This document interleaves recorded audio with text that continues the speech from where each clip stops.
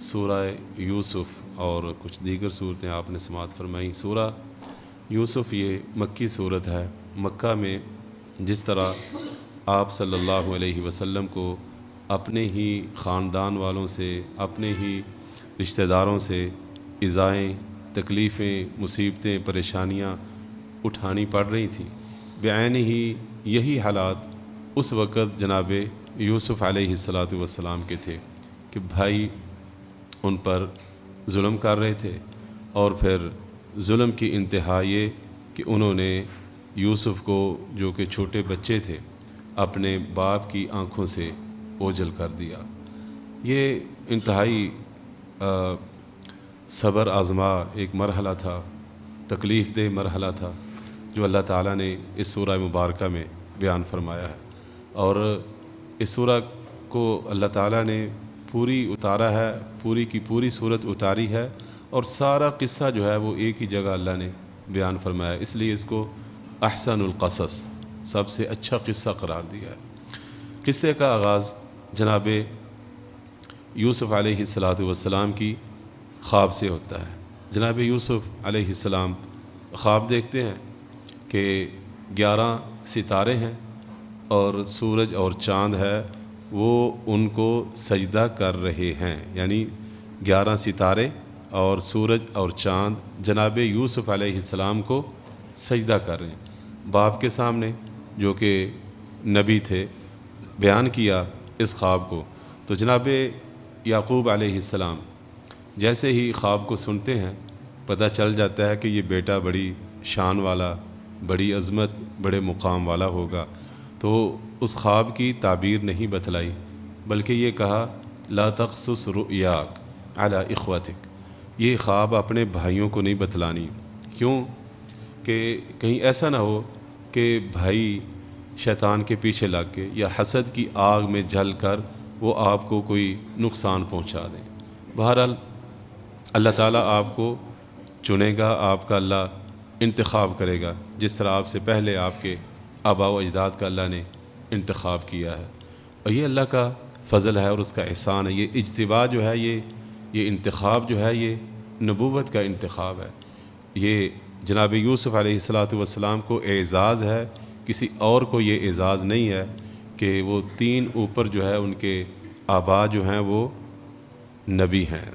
آپ صلی اللہ علیہ وسلم نے فرمایا کہ الکریم ابن الکریم ابن الکریم ابن الکریم، کریم بن کریم بن کریم بن کریم، یوسف بن یعقوب بن اسحاق بن ابراہیم علیہم السلام۔ یہ اللہ جل جلالہ نے ان کو اعزاز دیا، باپ بھی، دادا بھی اور پردادا بھی، اور خود بھی کیا ہیں؟ نبی ہیں۔ تو فرمایا آپ کا اللہ انتخاب کرنا چاہتا ہے، اللہ جس کا چاہے انتخاب کرے۔ تو یہ سلسلہ صرف ان کو ہی حاصل ہے، لگاتار 4 جو ہیں وہ مسلسل نبی ہیں۔ بہرحال اللہ نے فرمایا کہ یوسف اور اس کے قصے میں اس کے بھائیوں کا جو ان کے ساتھ معاملہ تھا، اس میں بہت زیادہ نشانیاں ہیں پوچھنے والوں کے لیے۔ قصے کا پھر آغاز ہوتا ہے کہ بھائی جو کہ یوسف علیہ السلام کی محبت جو باپ کے ساتھ تھی، باپ ان سے زیادہ پیار کرتا تھا بچپنے کی وجہ سے، اس وجہ سے وہ حسد میں آئے ہوئے تھے، اللہ معاف فرمائے۔ تو آپس میں کہتے ہیں کہ لا یوسف و اخوہ احب الی ابینا منا ونحن عصبہ، ہم جناب 11 بھائی اور جوان کڑیل، اور یہ چھوٹا، تو یہ باپ کو ہم سے زیادہ محبوب ہے، باپ اس کو زیادہ لاڈلا رکھتا ہے، ہمارا باپ تو غلطی پر ہے، باپ کو اب غلط کہہ رہے ہیں۔ بعض دفعہ بندہ حسد میں آ جاتا ہے، اسے کوئی پتہ نہیں چل رہا ہوتا کہ وہ کیا کہہ رہا ہے، حسد میں آ کے وہ کیا کہہ رہا ہے، اسے اس کا شاید ادراک نہیں ہو رہا۔ اب کس پر الزام لگا رہے ہیں؟ 2 چیزوں، ایک باپ ہے اور دوسرا کیا ہے؟ نبی ہے۔ احساس نہیں ہے، شعور نہیں ہے۔ تو اللہ معاف فرمائے، حسد سے بچنا چاہیے، تکبر سے بچنا چاہیے، اور کسی کو کوئی نعمت اللہ نے دی ہے تو اس پر اللہ کا شکر ادا کرنا چاہیے، اپنے لیے بھی مانگنی چاہیے۔ اور دوسرا یہ، جس پیار کی وجہ سے وہ جل رہے تھے، یہ پیار ان کو بھی اپنے وقت میں یقیناً مل چکا ہوگا۔ بچپن میں ظاہر ہے کسی دیہاتی بدو سے کسی نے پوچھا نا، آپ کا سب سے زیادہ پیارا بیٹا کون ہے؟ اس نے کہا چھوٹا، یہاں تک کہ بڑا ہو جائے۔ بیمار یہاں تک کہ تندرست ہو جائے، اور جو آنکھوں سے اوجھل ہے یعنی جو مسافر ہے کہیں باہر ہے جب تک کہ وہ واپس نہ آ جائے۔ یقیناً یہ ایک مرحلے ہوتے ہیں، بچپنے کا جو پیار ہوتا ہے ماں باپ کے ساتھ وہ بڑے ہو کر نہیں ہوتا، تو وہ یقیناً انہوں نے لیا ہوا۔ تو بہرحال وہ جناب یوسف علیہ السلام کے اس باپ کے ساتھ والہانہ اور باپ کا یوسف علیہ السلام کے ساتھ بے پناہ پیار جو ہے اس پر وہ جھر رہے تھے۔ اب انہوں نے اس حسد نے ان کو اس بات پہ آمادہ کر دیا کہ وہ جناب یوسف علیہ السلام کے بارے میں باقاعدہ بیٹھ کر جو ہے پلاننگ کرتے ہیں اور جناب یوسف علیہ السلام کے خلاف سازشیں کرتے ہیں، ان کو باپ سے دور کرنے کی وہ ترکیبیں سوچتے ہیں۔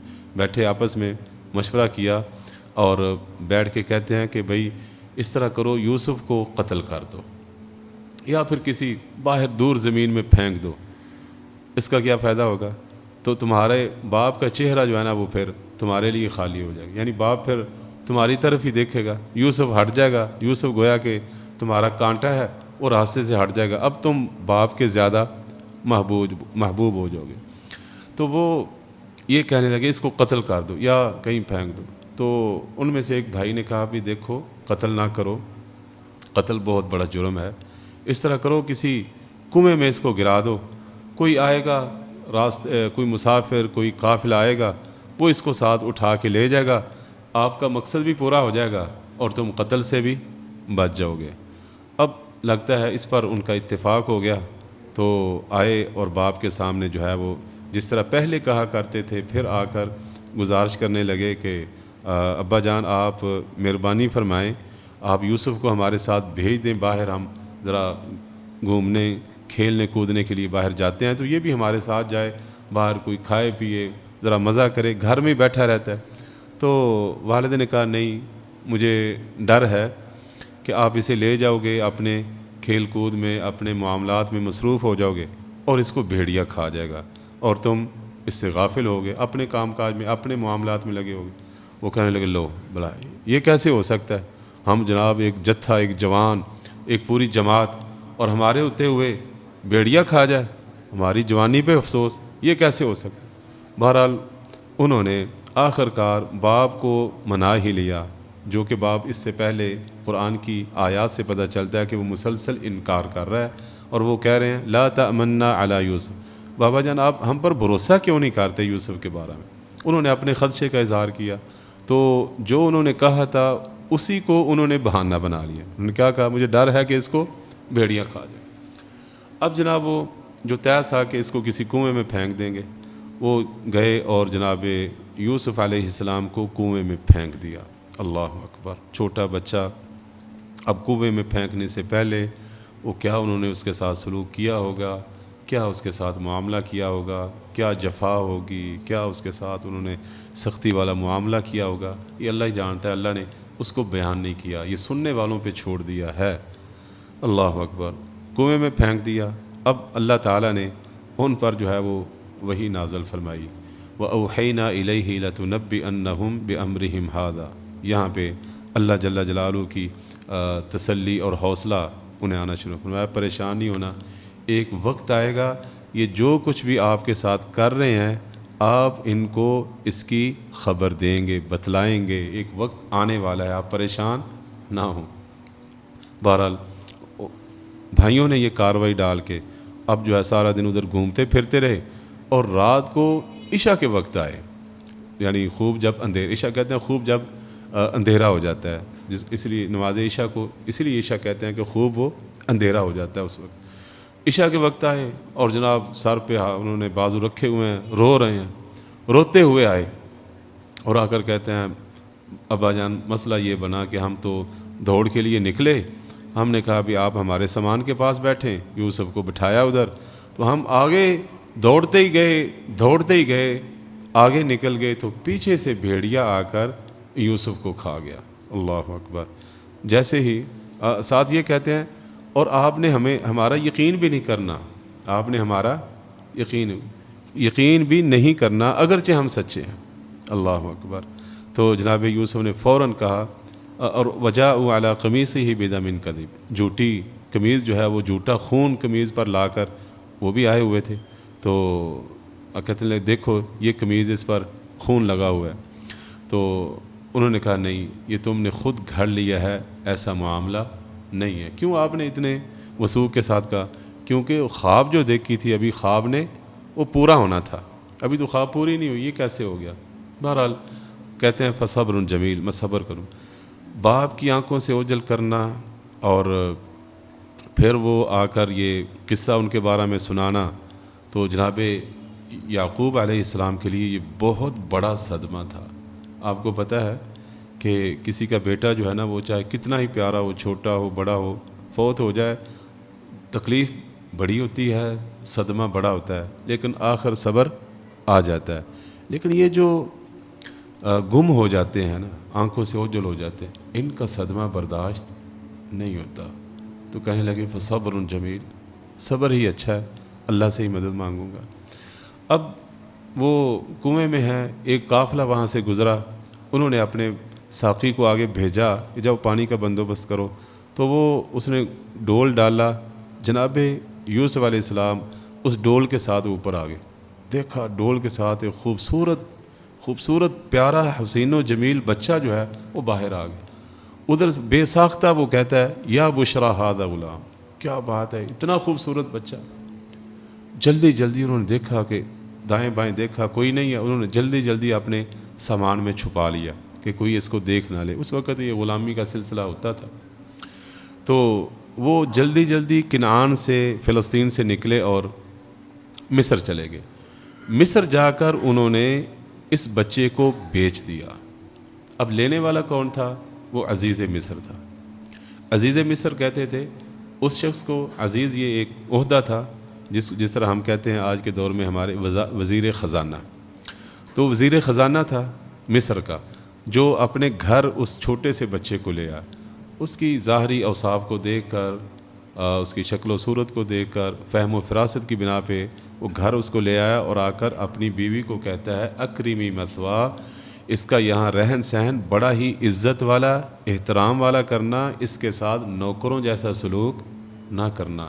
یہ بچہ بڑا ہو کے بڑی فہم و فراست کا مالک ہوگا اور بڑا کام والا بچہ ہوگا, ہو سکتا ہے ہم اس کو بیٹا ہی بنا لیں.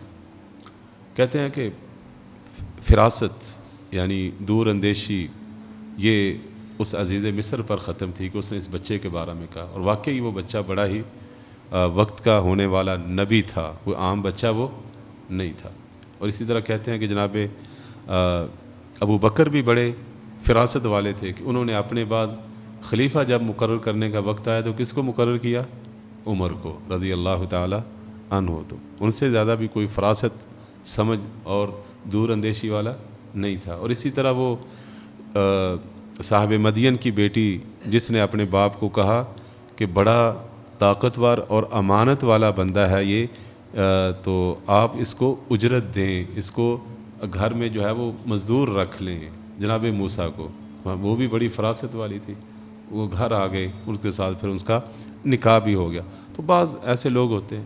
تو اس نے کہا ایسا کرو, ٹھیک ہے, سلسلہ چلتا رہا. اللہ نے یہاں پہ انتظام کیا جناب یوسف علیہ السلام کے لیے کہ وہ ایسے گھر میں اس کو رکھائیں جس گھر میں جو وزیر کا گھر تھا, تاکہ وہ حکومت چلانے کے رموز و اوقاف سیکھ لے, کس طرح حکومتیں کی جاتی ہیں.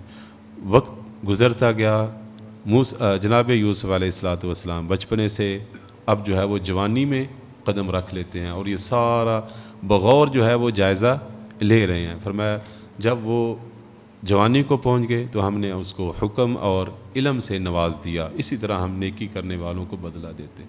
اب جو ہے ابھی تک تو وہ بڑی شفقت والی نظر تھی اس مالکن کی, اس عزیز مصر کی بیوی کی. تو اب جو ہے جب جیسے ہی جوانی اور پھر اوپر سے خوبصورتی اللہ نے وہ عطا کی ہوئی تھی جو کسی اور کو شاید نہ عطا کی ہو. آپ صلی اللہ علیہ وسلم کا فرمان ہے کہ جب میں معراج کی رات آسمانوں پر گیا تو میں نے جناب یوسف علیہ السلام کو دیکھا, تو ان کو حسن کا ایک حصہ جو ہے وہ عطا کیا گیا ہے.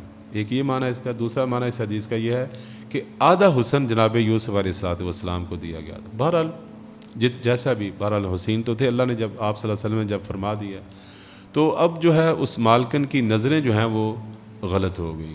اب وہ جناب یوسف علیہ الصلاۃ والسلام پر ڈورے ڈالنے لگی. اللہ اکبر. جناب ایک دن بات یہاں تک پہنچ گئی کہ وہ باقاعدہ جناب یوسف علیہ الصلاۃ والسلام کو بدکاری کی، گناہ کی دعوت دیتی ہے، اور اس کے لیے وہ دروازوں کو بند کر دیتی ہے اور اسے بلاتی ہے. تو جناب یوسف علیہ الصلاۃ والسلام نمک حلالی کا مظاہرہ کرتے ہوئے، اللہ سے ڈرتے ہوئے کیا کہتے ہیں؟ معاذ اللہ، میں اللہ کی پناہ میں آتا ہوں، بی بی میں ایسا نہیں ہوں. انہ ربی احسن مثوائی، میرے رب نے مجھے اچھا ٹھکانہ دیا ہے، اب میں اس پر میں اللہ کا بھی شکر ادا کروں گا. ایک یہ معنی ہے کہ میرے اللہ نے مجھے اچھی رہائش دی، اچھا اللہ نے میرے ساتھ معاملہ فرمایا، تو اب میں اللہ کی نافرمانی نہیں کروں گا. دوسرا اس کا معنی، رب کا معنی ہوتا ہے مالک، کہ میرے مالک نے میرے ساتھ اتنا اچھا سلوک کیا ہے، اس نے مجھے عزت، بیٹوں جیسا اس نے میرے ساتھ سلوک کیا ہے، اب میں اس کے گھر خیانت کروں، ایسا ممکن نہیں ہے. بہرحال اب جو ہے پہلے صرف بات کی حد تک تھا، اب جو ہے باقاعدہ دست درازی تھی عزیز مصر کی بیوی کی طرف سے. تو جناب یوسف علیہ الصلاۃ والسلام وہاں سے نکلے، بھاگے، جو کہ دروازے بند تھے، دروازے اللہ کھولتا گیا، جناب یوسف بھاگتے گئے. اچانک جب آخری دروازہ کھولا، یا جو بھی دروازہ ہوگا جہاں پہ آگے گئے، تو عزیز مصر جو ہے وہ سامنے کھڑا، آگے یوسف، پیچھے عزیز مصر کی بیوی، اور سامنے عزیز مصر. اللہ اکبر.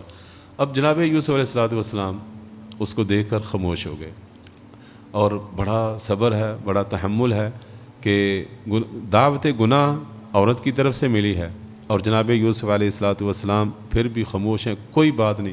بات ابھی تک کیا ہے؟ ستر. اور یہ ستر پوشی یہ مطلوب ہے. محترم بھائیو، اچھی طرح اس بات کو سمجھیں. ستر پوشی کیا ہے؟ مطلوب ہے دین کے اندر. آپ صلی اللہ علیہ وسلم نے کیا فرمایا؟ جو کسی مسلمان کی ستر پوشی کرتا ہے، اس کے عیب پر پردہ ڈالتا ہے، قیامت والے دن اللہ اس کے عیبوں پر پردہ ڈالے گا. اور جو لوگوں کے عیبوں کے پیچھے پڑ جاتا ہے نا، اللہ اس کے گھر کے اندر پچھلے کمرے میں جو عیب ہوتے ہیں نا، جو گناہ ہوتے ہیں، اللہ اس کو بھی، ان کو بھی ظاہر کر دیتا ہے اور اس کو رسوا کر دیتا ہے. تو ابھی تک یوسف علیہ الصلاۃ والسلام خاموش ہیں. اب یہ صورت ظاہر ہے، جو بندہ گناہ کرتا ہے اس پر اثرات تو ہوتے ہیں نا، تو صورتحال کو دیکھ کے اب وہ پریشان ہو گئی، اور فوراً ہی جناب یوسف علیہ الصلاۃ والسلام پر الزام لگا دیا. کہنے لگی کہ آپ کے گھر والوں پر جو برے ارادے سے ہاتھ لگائے اور برائی کا ارادہ رکھتا ہو، اس کی کیا سزا ہو سکتی ہے، سوائے اس کے کہ اسے جیل ڈال دیا جائے یا سخت سزا اس کو دی جائے. جب اس عورت نے جناب یوسف پر الزام لگایا، تو تب جناب یوسف نے اپنی صفائی میں کہا کہ نہیں، اس نے مجھے بہلایا پھسلایا تھا، جب کہ میں نے ایسا نہیں کیا. ایک کہتے ہیں سمجھدار بندہ، وہ بات ہو رہی تھی تو وہ آ گیا، تو اس نے کہا اچھا ابھی پتہ، ظاہر ہے وہ اس نے جناب یوسف علیہ السلام پر الزام لگایا. جناب یوسف نے اب اس کی بات کو بتلایا کہ نہیں، میں نہیں، بلکہ یہ کر رہی تھی، میں تو بھاگ رہا تھا، میں تو بچ رہا تھا. اب ایک بندے نے فیصلہ کیا کہ دیکھو، اگر قمیض جو ہے وہ پیچھے کی طرف سے پھٹی ہوئی ہے تو پھر یہ عورت جھوٹی ہے، اور جناب یوسف کیا ہیں؟ سچے ہیں. اور اگر قمیض آگے سے پھٹی ہوئی ہے تو پھر یوسف جھوٹے ہیں اور وہ عورت کیا ہے؟ سچی ہے. قمیض دیکھی گئی تو قمیض پیچھے سے پھٹی ہوئی. جب یہ دیکھا، حق واضح ہو گیا، تو وہ عزیز مصر کہتا ہے یوسف اس معاملے سے درگزر کر، آیا گیا اس کو کر دے، بس اس کی بات نہ کسی سے کرنا. اور اپنی بیوی کو کہتا ہے کہ تو اپنے گناہ کی معافی مانگ لے، غلطی تیری ہے. بس قرآن تو یہی کہتا ہے، اس کے علاوہ اس نے اور کچھ نہیں کہا. اللہ اکبر. ہو سکتا ہے کہ وہ آج کے ہمارے جو اس طرح کلچر کے اندر جو مسلمان، وہ تو کافر تھے. بہرحال آج کا ہمارا جو مسلمانوں کا کلچر ہے وہ بھی کوئی اس سے کوئی زیادہ دور نہیں ہے. بے حیائی کی محفلیں، مخلوط جو ہے نظام تعلیم، اور پھر جناب اوپر والی سطح پر مخلوط آنا جانا، اٹھنا بیٹھنا، یہ عام سی بات ہے. تو اس لگتا ہے دیوس قسم کا ہی تھا. کہتا ہے بس تو اپنے گناہ کی معافی مانگ.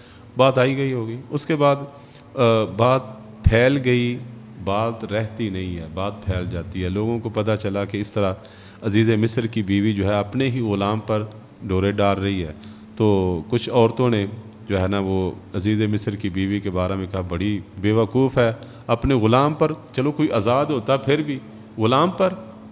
اب جو ہے نا عزیز مصر کی بیوی نے ان کو بلایا، ان کے لیے مجلس سجائی، ان کے ہاتھ میں، ہر ایک کے ہاتھ میں چھری پکڑائی، اور پھر وہ کاٹنے لگے پھل، تو اپنے ہاتھ کاٹنے لگ گئیں جب انہوں نے جناب یوسف علیہ السلام کو کہا۔ یہ بھی ان کا ایک فریب تھا اور مکر تھا جو جناب یوسف علیہ السلام کے ساتھ وہ کر رہی تھی۔ کہنے لگی ما ھذا بشرا، یہ تو انسان ہی نہیں، یہ تو کوئی معزز فرشتہ ہے۔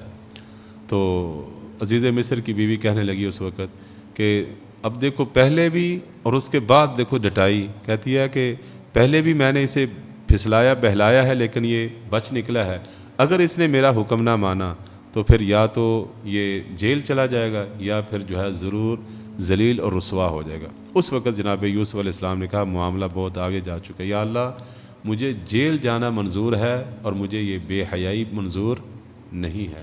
اللہ کرے یہ باتیں ہمارے نوجوانوں کے دل میں اتریں، عفت، پاکیزگی، اللہ کا ڈر اور خوف، اور یہ ساری چیزیں اللہ کرے ہمیں سمجھ آ جائیں۔ ادھر تو ہمارے اللہ معاف فرمائے کوئی سلسلہ ہی نہیں سیدھا ہو رہا، موبائل ہیں جناب لگے ہوئے ہیں، کوئی لڑکیاں لڑکے بن کے، لڑکے لڑکیاں بن کے ایک دوسرے کو میسیج، وہ پھر جناب سلسلے، پھر شادیاں، پھر پتہ نہیں تباہی بربادی ہوئی پڑی ہے۔ اللہ سے ڈریں، اگر کوئی غلط میسیج کرتا بھی ہے، کوئی عورت چلو بالفرض لڑکی کو میسیج کرتی بھی ہے، آگے سے ایک نوجوان مسلمان کا کیا کردار ہونا چاہیے؟ اے اللہ کی بندی اللہ سے ڈر جا، اللہ کی بندی اللہ سے ڈر جا، میں اللہ سے ڈرنے والا ہوں، میں مومن ہوں۔ لیکن اللہ معاف فرمائے، یہ تو ڈھونڈ رہے ہوتے ہیں کہ کہیں سے کوئی ملے صحیح کوئی سلسلہ، اللہ معاف فرمائے۔ تو یہ کردار ہے اس میں یوسف علیہ السلام کا جو آج کے نوجوان کے لیے۔ بہرحال وہ جیل چلے گئے، جرم کسی کا اور جیل معصوم چلے گئے۔ پتہ چلتا ہے کہ ہر جیل میں جانے والا جو ہے وہ مجرم نہیں ہوتا۔ اب جیل گئے، جیل میں ظاہر ہے تقوی، صلاح، نیکی، پرہیزگاری دیکھ کر دو ان کے جیل کے ساتھی تھے جو نئے نئے آئے تھے، انہوں نے خواب دیکھا، تو وہ خواب کی تعبیر لے کر جناب یوسف علیہ السلام کے پاس آئے، اس طرح خواب دیکھا ہے۔ جناب یوسف علیہ السلام نے کہا کہ میں بتلاتا ہوں آپ کو خواب کی تعبیر، لیکن اس سے پہلے ان کو دعوت توحید دی۔ دعوت توحید کیا پتہ چلتا ہے کہ جب بھی اس طرح کا کوئی معاملہ ہو، انسان کسی جگہ پر ہو تو اسے دعوت دینی چاہیے، اسے لوگوں کو اللہ کی طرف بلانا چاہیے۔ بہرحال وہ خواب بیان کی، تم میں سے ایک جو ہے وہ سولی پہ چڑھا دیا جائے گا، دوسرا رہا ہو جائے گا، اور بادشاہ کے دربار میں پھر وہ ساقی بن کے نوکری شروع کر دے گا۔ اب پھر بادشاہ نے خواب دیکھا 7 گائے دبلی اور 7 گائے موٹی تازی، ان کو دبلی پتلی کھائے، 7 گائیں جو ہے نا وہ کھائے جا رہی ہیں، اور 7 سبز بالیاں اور دوسری 7 جو ہیں وہ خشک۔ اس نے کہا وزیروں کے یار یہ بڑا خواب دیکھا ہے، میں بڑا پریشان ہوں اس کی خواب کی تعبیر۔ کسی نے کہا کہ ہر ایک نے کہا کہ مجھے اس کا، سب نے کہا کہ ہمیں اس خواب کا پتہ نہیں ہے۔ وہ ساقی اسے یاد آیا، اس نے کہا مجھے بھیجو جی، میں خواب کی تعبیر لے کے آتا ہوں۔ جناب یوسف کے پاس گئے، جناب یوسف علیہ السلام سے جا کر خواب پوچھا، اور جناب یوسف نے وہ بتلا دیا یہ معاملہ ہوگا، اور اس کا حل بھی بتلا دیا۔ بادشاہ کو بڑا اچھا لگا کہ اس نے حل بھی بتلا دیا، 7 خوشحالی کے سال آئیں گے، اس کے بعد 7 قحط سالی کے سال آئیں گے، تو حل بتلا دیا کہ اس طرح کرنا ہے۔ بادشاہ نے کہا اس کو لے کر آؤ، اس نے کہا جی بادشاہ سلامت بلا رہے ہیں۔ تو اس نے کہا نہیں، ایسے نہیں میں جاؤں گا، پہلے جو میرے اوپر تہمت لگی تھی نا، ان عورتوں کو بلاؤ اور پہلے میرا معاملہ صاف کرو کہ میں اس میں کیا تھا، بالکل صاف پاک تھا، اور وہ عورتیں ٹھیک نہیں تھیں، ان کو بلاؤ۔ بلایا گیا عورتوں کو، سب نے پھر علی اعلان کہا کہ بالکل یوسف سچے تھے اور ہم کیا تھی، غلط تھی۔ اس کے بعد بادشاہ نے کہا کہ میں آپ کو اپنا مقرب بناتا ہوں۔ اس نے کہا ٹھیک ہے، پھر یہ وزارت خزانہ مجھے عطا کرو۔ وزارت خزانہ مل گئی۔ اب جو ہے وہ 7 سال خوشحالی کے وہ گزر گئے۔ جناب یوسف علیہ السلام نے اس کے لیے خوب محنت کی، اور غلے اور اسی طرح جو ہے نا وہ سٹور وغیرہ بنائے، وہاں پہ غلہ محفوظ کیا۔ 7 سال کے بعد پھر اگلے 7 سال قحط سالی کے شروع ہو گئے، تو اس وقت پھر جو ہے قحط سالی کے اثرات مصر سے نکل کر فلسطین بھی چلے گئے، جہاں پہ ان کے باپ اور بھائی رہتے تھے۔ اب وہ لوگ آتے تھے، ایک بندے کو ایک اونٹ یا ایک سواری کا غلہ دیا جاتا تھا، اس سے یہ ایک طریقہ تھا، منظم طریقہ تھا، تاکہ جو ہے نا ہر ایک کو یہ اناج پہنچے اور وہ بچ سکے، ہلاک نہ ہو جائے۔ تو بھائی آئے، ان کو ایک غلہ دیا، ان سے پوچھا، میں چھوٹا بھائی نہیں آیا آپ کا، تو آئندہ جب آئے نا تو اس کو لے کر آنا، اگر نہ آیا تو پھر میں آپ کو غلہ نہیں دوں گا۔ اس کے بعد وہ چلے گئے، باپ کو جا کر پھر کہتے ہیں کہ وہ کہہ رہے تھے جی عزیز مصر، اپنا آپ نہیں بتلایا جناب یوسف نے ان کو پہچان لیا تھا، وہ نہیں پہچان سکے۔ تو جا کر کہتے ہیں کہ دیکھو جی، وہ کہہ رہے تھے کہ آئندہ اپنے بھائی کو لے کر آنا۔ تو میں کہ اچھا، جس طرح پہلے یوسف کے بارے میں نے آپ پر اعتماد کیا، پھر اپنے اس کے بھائی پر بھی اعتماد کروں۔ بہرحال انہوں نے کہا کہ نہیں جی، اب تو معاملہ ہی ایسا ہے، اب آپ کو اس کو بھیجنا پڑے گا۔ بھیج دیا۔ پھر وہ گئے، پھر یوسف علیہ السلام نے اپنے بھائی کو روک لیا۔ وہ اللہ نے کرنا، اللہ کا وہ سارا نظام تھا کہ وہ جو پیمانہ تھا وہ اس کے بورے سے نکل آیا، تو اس کو رکھ لیا گیا۔ تو بھائی جو ہے نا واپس آ گئے۔ اب جناب یوسف علیہ السلام کو کہتے ہیں جی اب جی سب سے پوچھ لو، اب ہم ذمہ دار نہیں، آپ کے بیٹے نے چوری کی ہے اور چوری کے جرم میں اس کو وہاں پہ رکھ لیا گیا۔ یوسف علیہ السلام کا پرانا زخم جو ہے وہ تازہ ہوتا ہے، اور کہتے ہیں نہیں، صبر جمیل، یہ بھی تم نے خود گھڑ لیا قصہ، جھوٹ بول رہے ہو، ایسا نہیں ہے۔ بہرحال کہنے لگے کہ جاؤ جا کے کوشش کرو، محنت کرو، اللہ سب کو لے آئے۔ تو پھر تیسری بار جاتے ہیں جناب یوسف علیہ والسلام کا۔ اس وقت جناب یوسف علیہ والسلام کا صبر جو ہے وہ صبر کا پیمانہ لبریز ہو گیا، اور انہوں نے بھائیوں کے سامنے اپنے آپ کو ظاہر کر دیا اور کہا پتہ ہے جب تم نے یوسف علیہ السلام کے ساتھ، یوسف کے ساتھ کیا جو کچھ بھی کیا، جب کہ تم نادان تھے، جب کہ تم، اللہ اکبر، یہ ایک بڑی بات جناب یوسف علیہ السلام نے کہی کہ نادانی میں تم نے میرے ساتھ جو ظلم کیا تھا نا، اس وقت تم کیا تھے؟ نادان تھے۔ اللہ اکبر، ہمارے تو کوئی چھوٹا سا بھائی کو کسی پر ظلم زیادتی ہو جاتی ہے، وہ بھولنے کے لیے تیار ہی نہیں ہوتے، اور نہیں جی تسی نہیں جانتے انج تھے اے انج۔ اب جو یوسف علیہ السلام کے ساتھ کیا گیا، اس سے بڑا کوئی اور ہو سکتا ہے جرم؟ چھوٹے بچے باپ کی آنکھوں سے دور، ماں کی آنکھوں سے دور، اور پتہ نہیں کتنے سال جو ہیں وہ دور ہیں، کتنے سال۔ ہم تو صلح کی طرف آتے ہی نہیں ہیں۔ تو جناب بہرحال کہنے لگے، بھائی کہنے لگے کہ جی اللہ نے آپ کو فضیلت دے دی ہے، ہم غلط تھے۔ فرمایا کوئی بات نہیں، کوئی آپ پر آج سرزنش نہیں ہے، اللہ آپ کو معاف کرے۔ اللہ اکبر، معاف بھی کر دیا۔ تو یہ وہ سلسلہ تھا بھائیوں کا جو چلتا رہا، آخر کار جناب یوسف علیہ السلام کی محبت، ان کا جو ہے وہ معاف کر دینا اس پر ختم ہوا۔ اسی طرح جو آپ صلی اللہ علیہ وسلم کا سلسلہ چل رہا تھا مکہ میں، 21 سال تک انہوں نے ستایا آپ کو۔ کتنے سال؟ 21 سال کے بعد اللہ نے آپ کو غلبہ دیا۔ تو اس وقت پھر آپ نے بھی یہی کہا تھا کہ بتلاؤ تمہارے ساتھ میں کیا کرنے والا ہوں، جب سارے بڑے بڑے سردار کھڑے تھے، آپ کی آنکھ کے اشارے کے منتظر تھے، ایک اشارہ ہونا تھا، سب کی گردنیں اتر جانی، میں بتلاؤ تمہارے ساتھ میں کیا سلوک کرنے والا۔ تو انہوں نے سب نے کہا تھا کہ آپ کریم ہیں اور ابن کریم ہیں۔ تو آپ نے کہا جاؤ، لا تثریب علیکم اليوم، آج تم پر بھی کوئی سرزنش نہیں، اللہ تم سب کو بھی معاف کرے۔ سب کو آپ نے معاف کر دیا تھا۔ تو یہ کریمانہ سلوک یہ نبی ہی کر سکتے ہیں، ہر کسی کے بس کی بات نہیں ہے، ہم ہر کسی کی بس۔ اور یہ قرآن میرے محترم بھائیو یہ ہمارے لیے تھوڑی سی زندگی ہے۔ میں دعوت دوں گا ہر شخص کو کہ وہ اپنا محاسبہ کرے، جائزہ لے کہ وہ اپنے رشتہ داروں بھائیوں کے بارے میں کہاں پہ کھڑا ہے۔ کیا وہ اپنا حق چھوڑنے کے لیے تیار ہے؟ کیا وہ بھائیوں کی غلطیاں کوتاہیاں معاف کرنے کے لیے تیار ہے کہ اللہ اس کو وہ درجہ دے؟ درجے تو تبھی ملنے ہیں، اللہ بلند بھی اسی کو کرے گا جو اس سلوک یہ والا سلوک جو ہے وہ اپنے بھائیوں کے ساتھ کرے گا۔ یغفر اللہ لکم۔ آگے پھر سب کو لے آئے، وہ قمیض جو ہے پہلے بھیج دی کہ جاؤ باپ کی آنکھوں پر پھیرو، تو باپ جو ہے وہ بینا ہو جائے گا۔ پہلے نابینا ہو گئے تھے، رو رو کے بیٹے کی جدائی میں نابینا ہو گئے تھے، پھر جو ہے وہ قمیض بھیجی، وہ آنکھوں پہ لگائی گئی تو جناب یعقوب کی بینائی واپس آ گئی۔ اللہ اکبر، یہ قمیض بھی اللہ کی عجیب جو ہے نا وہ چیز تھی کہ پہلے بینائی چلی گئی، دوسری دفعہ ان کی پاک دامنی کی وہ دلیل بن گئی، اور تیسری دفعہ باپ کی بینائی جو ہے وہ واپس لے آتی ہے۔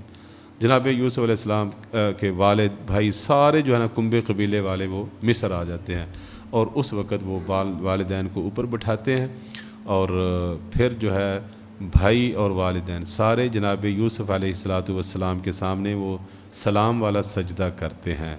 اس وقت جناب یوسف علیہ السلام کہتے ہیں ابا جان یہ وہ خواب کی تعبیر تھی جو آج اللہ نے پوری کی ہے۔ اللہ اکبر، خواب شروع میں دیکھا اور آخر میں، اس خواب کے پورے ہونے میں کتنی دیر لگی یہ اللہ ہی کو پتہ ہے، لیکن کم از کم یہ تو پتہ چل رہا ہے بچپنے میں گئے، پھر گھروں میں رہے، پھر جناب جیل میں کئی سال رہے، پھر 7 سال جناب وہ خوشحالی کے، اس کے بعد 7 سال کیا سالی کے شروع ہو گئے، وہ کم از کم کو 20-30 سال تو لگے ہی ہوں گے اتنے عرصے کے بعد۔ تو فرمایا کہ اب اللہ نے جو ہے یہ اس خواب کو پورا فرمایا، اللہ کا شکر ادا کیا، اور پھر آخر میں کہا یا اللہ تو نے سب کچھ اب دے دیا ہے، اب جب موت آئے تو اسلام کی حالت میں آئے اور نیک لوگوں کے ساتھ مجھے ملا دینا۔ ھذا واللہ اعلم، صلی اللہ علیہ النبی، سبحانک اللہم